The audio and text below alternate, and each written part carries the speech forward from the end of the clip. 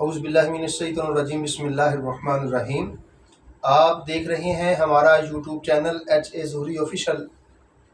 تمام محبت کرنے والوں کو، سننے والوں کو، دیکھنے والوں کو بندہ نچیز کی طرف سے محبت و برا سلام۔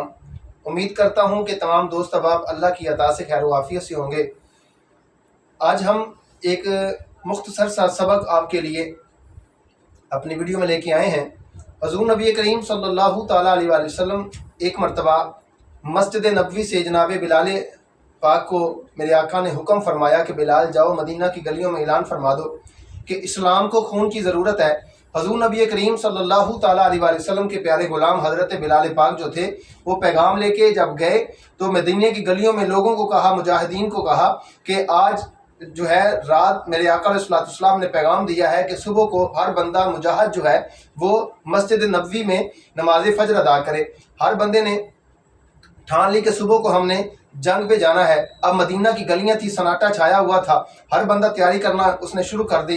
تو اس مدینہ کی شہر کی گلیوں میں ایک گھر ایسا بھی تھا جس میں ایک ماں اور ایک بچہ تھے۔ ماں نے رونا شروع کر دیا تو بچے نے اٹھ کے پوچھا، امی حضور رونے کی وجہ کیا ہے؟ تو ماں نے کہا، بیٹا ہر بندہ تیاری کر رہا ہے، صبح کو نبی کریم صلی اللہ تعالیٰ علیہ وآلہ وسلم کے ساتھ جائے گا جہاد میں، جا کے یا تو شہید ہو جائے گا یا غازی بنے گا۔ تو میں اس لیے رو رہی ہوں کہ تیرا باپ بھی نہیں ہے، تیرا بھائی بھی نہیں ہے، تو میں تو چاہتی تھی کہ کوئی گھر میں ایسا ہوتا جس کی وجہ سے مجھے بھی شہیدوں کی رشتہ داروں میں میرا نام آ جاتا، میرا بیٹا ہوتا تو ماں میں نام آ جاتا، خامد ہوتا تو بیوی میں نام آ جاتا۔ تو بیٹے نے کہا، امی حضور پریشان ہونے کی ضرورت نہیں ہے، آپ مجھے لے جائیے۔ تو ماں نے کہا، بیٹا تو تلوار نہیں چلا سکتا، جنگ نہیں لڑ سکتا، بڑا نہیں ہے۔ تو عرض کیا، امی حضور سرکار دو عالم صلی اللہ علیہ وآلہ وسلم کی طرف جو تیر آئیں گے، جو نیزے چلیں گے، جو آپ کی طرف پتھر آئیں گے، تو کیا حضور مجھے ڈھال نہیں بنا سکتے؟ ماں کا حوصلہ بلند ہوا۔ صبح نماز فجر کے وقت صحابہ نے نماز پڑھی اور نماز پڑھنے کے بعد پیارے آقا علیہ السلام نے صفوں کو جب درست فرمایا تو صفوں میں اس عورت کو بھی پایا۔ میرے آقا نے فرمایا، بلال پتہ کرو یہ عورت کیا کرنے آئی ہے۔ حضرت بلال پاک جب گئے تو اس عورت نے کہا، اس صحابیہ نے کہا کہ مجھے سرکار علیہ السلام سے گفتگو کرنی ہے۔ میرے آقا علیہ السلام کو جب گفتگو کے دوران بتایا کہ حضور یہ میرا بچہ ہے، اس نے جہاد میں جانا ہے، میرے آقا نے فرمایا یہ جہاد میں کیسے جا سکتا ہے؟ تلوار نہیں چلا سکتا، نیزہ نہیں چلا سکتا، جنگ نہیں کر سکتا، یہ چھوٹا ہے۔ تو بی بی نے عرض کیا، حضور آپ کی طرف جو تیر آئیں گے، آپ کی طرف جو نیزے آئیں گے، آپ کی طرف جو کفار کی طرف سے جو چیزیں آئیں گی، حضور آپ کے پاس اگر ڈھال نہ ہوئی تو میرے بچے کو آگے کر دینا، میرے بچے کو ڈھال بنا لینا، کچھ چند ایک تیر جو ہے وہ میرا بچہ اپنے وجود کے اوپر برداشت کر کے آپ کو بچا لے گا۔ تو نبی کریم صلی اللہ تعالیٰ علیہ وآلہ وسلم نے اس جذبہ جہاد کو دیکھتے ہوئے سرکار نے فرمایا، جاؤ اس بچے کی تربیت کرو اور جب یہ بڑا ہوگا تو ہم خود ہی اس کو بلا لیں گے۔ تو ناظرین بات یہ ہے کہ جب ایمانی جذبہ ہو انسان کے پاس تب انسان کامیاب ہوتا ہے۔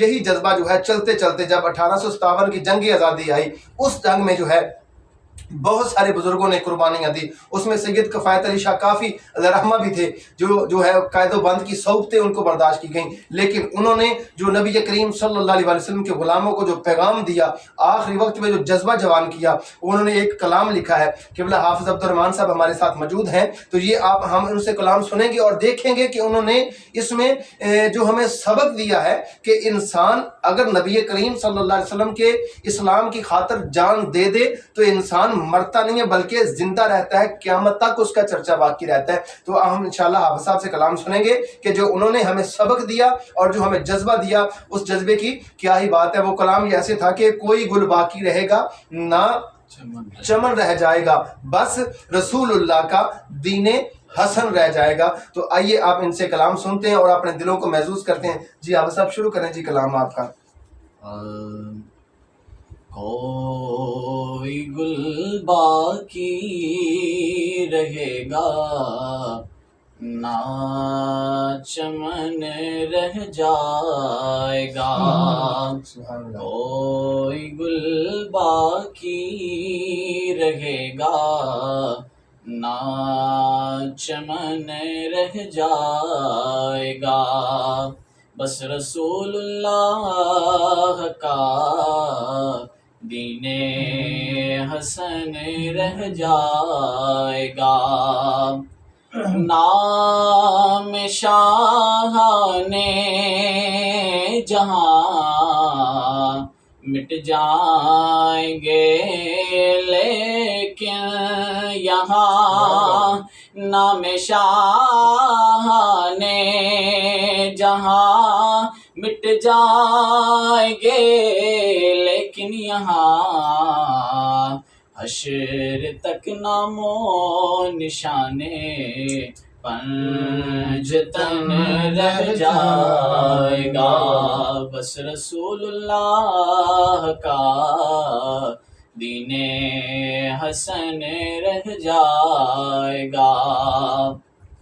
سب فنا ہو جائیں گے کافی ولیکن حشر تک سب فنا ہو جائیں گے کافی ولیکن حشر تک نعت حضرت کا زبانوں پر سخن رہ جائے گا، بس رسول اللہ کا دین حسن رہ جائے گا۔ جی ناظرین، سنا آپ نے کہ جو کفایت علی شاہ صاحب کافی رحمۃ اللہ علیہ آپ نے جو پیغام دیا، اگر ہم چاہتے ہیں کہ ہم جو ہے مر بھی جائیں تب بھی زندہ رہیں، ہمارا نام ہمارا وجود جو ہے وہ باقی رہے، وجود تو قبر میں چلا جائے گا، نام باقی رہے، تو پھر کرنا کیا ہے؟ کریم آقا علیہ الصلوۃ والسلام کی ذات میں فنا ہو جانا ہے۔